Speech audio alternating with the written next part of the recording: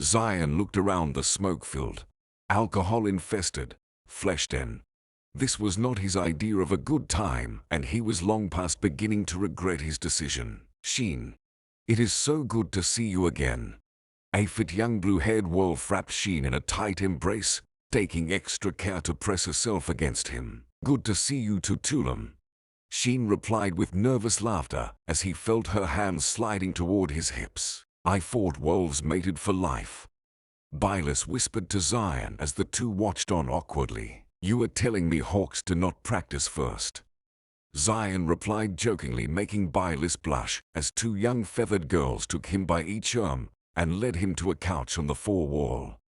Xion had no interest in gambling nor the women, as they made him feel as if he were betraying Bonnie somehow. So he found a seat at the bar and began to drink. Byleth had disappeared now, and Xion was surrounded by young wolves on a distant couch, listening to his tales from the desert. You look lonely, a black-haired fox said as she sat down at the bar next to Xion with a smile and a dark drink in her hand. I have no need for your company tonight, Vixen. Xion replied coldly as he took a sip of his drink and kept his eyes forward. You men are all like. The woman balked back, her rosy demeanor becoming furious at the suggestion. Maybe I just want to drink with the legendary Xion Aranam. Oh, and how do you know of me? Xion asked as he turned to her. At first he was concerned and made a reach for the dagger on his hip, but his eyes met hers, and he saw that she had no malicious intent, so he reached for a few coins instead. Word travels on the wings. All of the Fox clans have heard of the legendary Xion, the god king of the desert sands, but no one here in the forest pays it any mind. There is no coin in it after all, she said sarcastically as she rolled her eyes. I have never met a man that didn't want power and wouldn't do anything if it gave him a leg up on the people around them. And I bet you are no different. She finished slowly as her smile returned. She leaned in and got eye to eye with him. Then, while he was lost in her eyes, she snatched his drink from him and gulped it down. I believe you are a broken, power-hungry man. No better than any of the other broken, power-hungry men that wander in here, she declared, slamming his empty glass and wiping the foam from her lips. She was all smiles and rosy cheeks, but Xion could see the sorrow behind the grin. He produced the coins and slid them down the bar with a nod to the barkeep. The large woman nodded back and began preparing 2 new drinks. The black-haired fox had known from a young age many of the broken men she spoke of. He found her name in her eyes as well, but asked her as a formality. What is your name? Azioi of the wine. She replied as the bartender, a female bear, slid them their drinks. You are nobility, Xion said, faking surprise. Why would someone from a family as rich as wine merchants must be here in the forest choose to be a vixen? He thought to himself, yes, and before you ask, I enjoy both the taste of alcohol and the comfort of men. I get tired of the high life of nobility here in the forest, and I am somewhat of a legend myself. Azioi replied with another sheepish grin over her glass. What does your family think? Xion asked in an effort to slow her advance. My brothers protest quite a bit, and my father has disowned me. But who needs family when I can have freedom? She whispered, leaning in toward him again. This was not how she felt, and Xion could see it in her eyes. So who was she? Azioi asked as her smile faded once more and she pulled away from him. Who was who? He replied half-heartedly, knowing full well what Azioi meant. The woman who broke your heart and turned you into the whitfish that landed in my favorite tavern. I would like to congratulate her on ruining my good time should we ever cross paths. Her name was Bonnie, and she's long dead, Xion replied solemnly as he swirled the amber liquid in his glass. Bonnie. So this Bonnie is why you are making yourself miserable. Is that how you choose to honor her memory? Is that what she would want? Azioi asked as she turned back to the bar and took another small drawn-out sip. She was more to me than any woman I have ever known or will likely ever meet the likes of again, Xion replied, taking a small sip from his own glass. Azio stood up, leaving her drink half finished, and put her arms on his shoulders. She leaned in and gently whispered in Xion's ear, "You have not met me yet, Xion Aranam." She nuzzled the back of his neck gently with her cheek and walked away. The next day Xion, Xion, and Bylus continued their trek through the forest. The three of them were all groggy from the night before. "So did you enjoy yourself, Bylus?"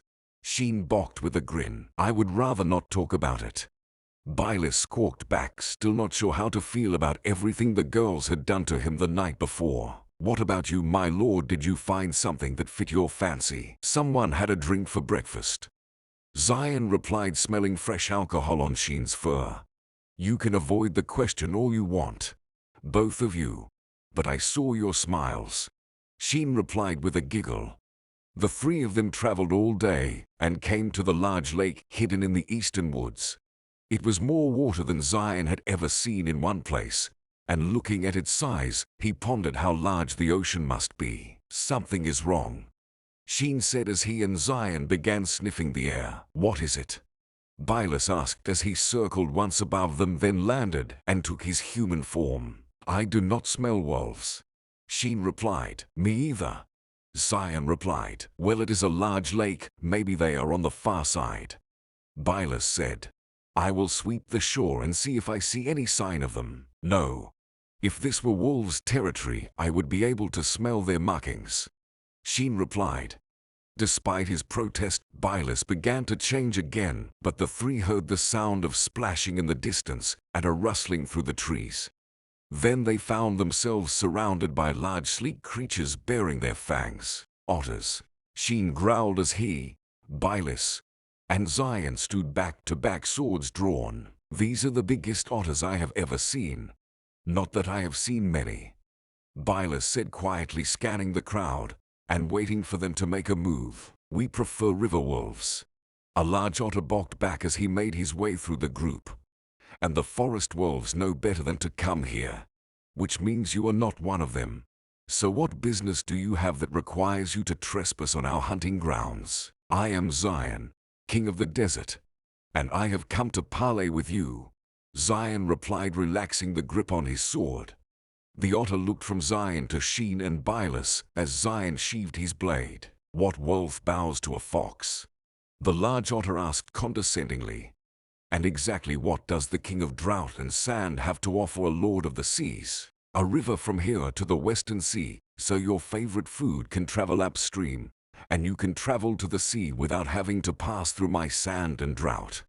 The otters backed down now, and Bylus and Xion joined Xion in sheathing their weapons. Xion had read the otter while he stared down the trio, and he knew now that the eastern sea was barren, void of all life, and that the otter clan had been dispatched this far east from their home on the southern west coast. A creature simply called the Sea King had ordered them to set up a stronghold in the east and to reclaim the Dead Sea in his name. There are only 3 other otter clans, and you are cut off from all of them. And how long do you think your clan can stay here before you eat all the lake's inhabitants? The water-dwelling scales could never make the journey through my desert home to get here, and the forest is not much better. So let one young nation help another." Xion continued. "Let us work together and build a river from this lake to the western sea." The otters all turned to one another and whispered among themselves, baffled by how much Xion knew of their cause. "All I ask in return is that you teach me rain magic. How is it that a land walker like you knows so much about us? And how do you intend to make a river that spans half a continent? As long as I hold up my end of the bargain, what does it matter?" A short tension hung in the air before the large otter finally shrugged. "I suppose it doesn't. Follow me, Xion, was it? There is much to discuss." The otters turned and slid back into the lake one by one, and as they did, Xion leaned over and whispered to Bylus. Bylus returned to the desert and informed Buse that we have arrived safely. "My lord," Bylus replied in an uncertain tone. Xion nodded, and Bylus changed to a hawk and flew off to the desert as fast as he could. Xion hoped Bylus understood, as some of the otters were still in earshot, and he dare not ask for reinforcement where they could hear. Xion turned now and stared at the water's edge. He thought fondly at first of the dark-haired vixen from the night before. Xion removed his shirt and turned to Xion with a grin and raised brow. "Care for a swim? I cannot believe you know how." Xion replied, removing his own. "Oh, I don't, but I am a quick study," Xion said as he jumped in and sank to the bottom. Xion was stone sober now. He jumped in after Xion, terrified he would drown before he could reach him, only to find him saved by the otters, who grabbed Xion and headed for their den in a cavern on the lake's forewall. As they surfaced in the cavern, Xion turned to Xion, shaking the water from his fur. "What got into you last night?" Xion demanded as he grabbed Xion and shook him hard. "What do you mean, Xion?" Xion replied through hard, watery coughs. "You are." Xion thought for a moment. "Happy, Xion? I have never seen you happy. You are always so serious, always thinking, planning ahead, calculating risk. But before you jumped in just now you had no plan, and I saw you genuinely having fun for the first time since I have met you." Xion thought of the time he had spent with Xioi the night before, and smiled to himself. He and Xion were led down a corridor into a large cavern that opened to the sky. Near its center there was a large stone table littered with maps, charts, and fish bones of all sizes. The large otter walked in and took his place at the head of the table. "My name is Rio Lobo. I am the leader of the River Wolf clan and commander of these waters." Rio Lobo leaned in and spread one of the large maps out across the stone table. "This is a map that we made on our journey here. There is a small river that flows from the swamp in the south to the western coast, so really it would only be a matter of creating a river from here to the swamp." Xion scanned the map as Rio Lobo pointed out a few small circled areas and continued. "These are places my men scouted as low-lying areas for potential ponds. That far south in the forest, and you will get pushback from both the wolves and the bears," Xion said as he scanned the map. "Two of those would-be ponds are in the heart of forest wolf territory. We found that out as well. You lot are awfully territorial." "Forest politics," Xion replied as he shook his head. "The predators of the forest fancy themselves aristocrats. They use the work of lessers to make goods and produce they trade for coin. In truth, they are slavers no better than any dragon or phoenix.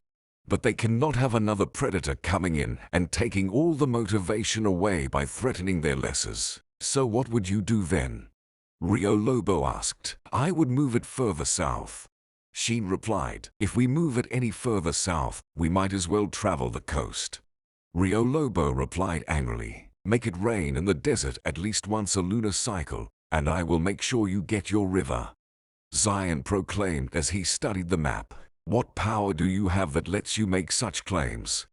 Clearly you are no fox of wine, nor owl of the banks, nor wolf or bear of the forest. You keep asking for rain magic, but why should I believe you can do what you claim? You have no authority in the forest, no claims to its land. Moreover, it would take men and years of work to Sententia's sword." Xion interrupted as he drew his sword and pierced the map on the stone table. Rio Lobo and the other otters eyed the sword for a moment as it glistened in the light pouring into the cavern from above. "You would stand for this blasphemy, wolf?" Rio Lobo asked with raised brow, shifting his gaze to Xion, whose eyes were fixed on the shimmering blade. "It is not blasphemy if he speaks the truth. And from what I have seen, it would appear Sententia has chosen him. Is that so? And Sententia's power is not enough to bring life. Now you have come to seek the blessing of the true mother."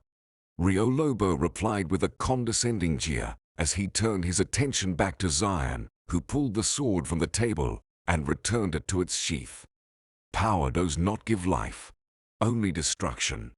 Only through compassion can one give life." Rio Lobo continued. Then he paused for a moment and weighed his options as he felt in his pockets for a small coin with the face of Truer etched on it and rubbed his thumb across the face of the coin. "You will see that the river that flows at the bottom of the Great Divide flows into this river as well, so that we are connected to the lake in the north. And in return, I will make it rain across the desert as you have asked." Rio Lobo replied. "Agreed. on the condition that we can fish without repercussions." Xion replied as the two men grabbed each other's forearms and shook them hard. "Water dwellers eat other water dwellers all the time. Why would we care that you do? We are followers of Trua and Sophia. We understand that sacrifice is necessary for all life. So naturally, fish to your heart's content." "Thank you," Xion replied with a nod. "Very well. Set the mouth of the river here, on the southwestern part of the lake, and route the flow of the river from the north into the swamp." As the men spoke, Rio Lobo shouted for a drink and food. "Would you like something as well?" Rio Lobo asked. "I believe we have time," Xion replied as he took a seat, wondering whether it would be fur or fish, having never had the latter. He and Rio Lobo began swapping tales. Xion shared some of the plans for the desert, and Rio Lobo shared tales from his time on the western coast. By the time the meal was done, the two of them sounded like old friends. Xion and Xion camped that night in the forest and made their way back to the desert the next day. They were met halfway by Bylus and a handful of hawks. "Thank you for your swift return, Bylus, but we worked things out," Xion said with a reaffirming smile as Bylus landed and changed form. "My lord, you must return to the desert with haste. The guards found an intruder playing with your son. We imprisoned her, but your son insists she is his guest." Xion changed to sand and traveled as fast as he could on the winds, leaving Xion and the hawks among the dancing pines.